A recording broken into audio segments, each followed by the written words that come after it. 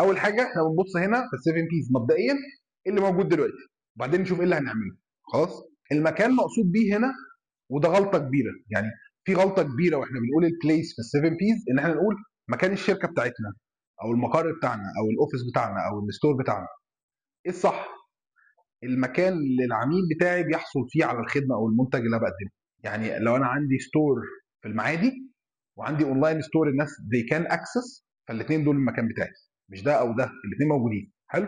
بعد المكان مهم قوي ابص على البرايس، الناس بتدفع لي ايه، سعر كل منتج من المنتجات بتاعتي. فاكرين لما قلت المنتج كان المفروض حد يسالني سؤال، افرض عندي كذا منتج، اديهم كلهم ديسكربشن كل المنتجات اللي انت بتبيعها، وحط لكل واحد السعر بتاعه، ولو موجودين في اماكن مختلفه حط ده لكل واحد. رابع حاجه البروموشن. يعني ايه البروموشن؟ الترويج. ايه اللي انا بعمله علشان اروج للمنتج بتاعي؟